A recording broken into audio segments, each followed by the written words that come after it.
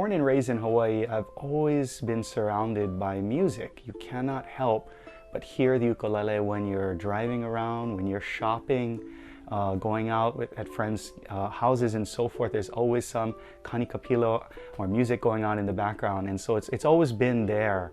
But it was really when I lived abroad. I lived in Japan on 3 separate occasions. I went to 3 different universities there, through Kapilani Community College and University of Hawaii. And through that experience, I began to realize how much I really miss home. And the ukulele was a big part of that.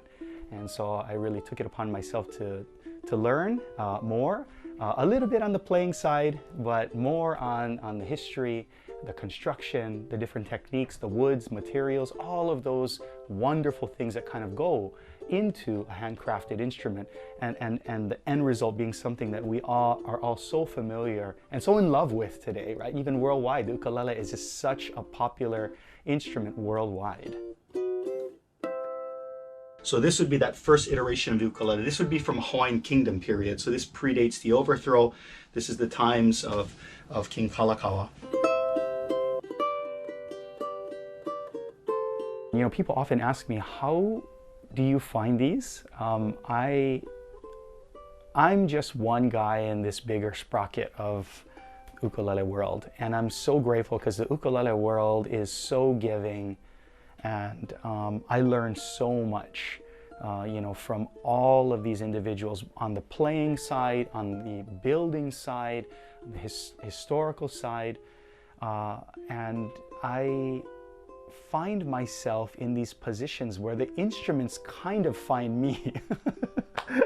And I don't know why. I mean, I obviously save funds because they're very expensive. I set these funds aside.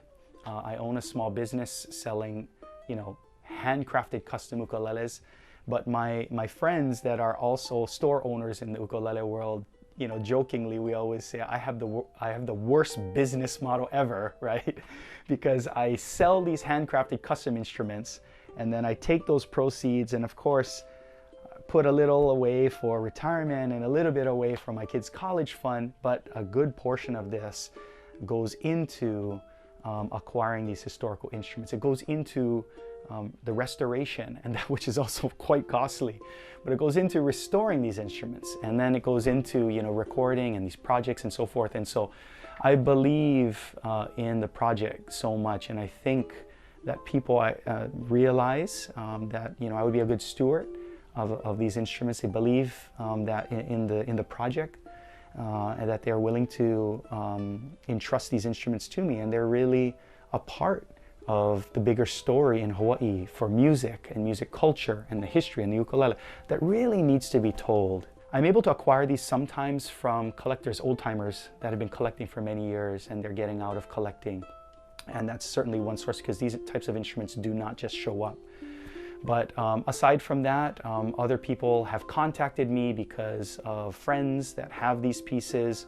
There are families both in Hawaii and out of Hawaii that I have flown up to meet. Once again, more expense, just to meet with the family and share the history of the pieces that they own.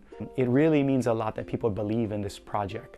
But basically, it's been a long journey of meeting some amazing people along the way, that people that believe that we do need something like this, or this project is way bigger than just one person or 2 people, you know, Hawaii State Archives and myself and the studio, right? It's much bigger than that. And so how can we work together with the community to share those stories, work together with the community to share the sound, and be able to do that so that the next generation of keiki in Hawaii and generations to come will have that opportunity, you know. And what's exciting to me is that a project like this, recording with the Hawaii State Archives, it's never been done.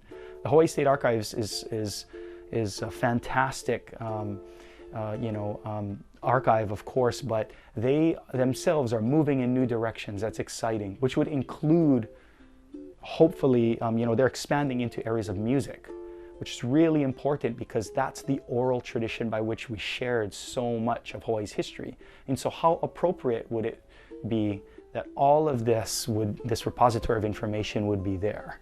And so, you know, for these instruments, we're excited. Yeah, we're excited for things to come.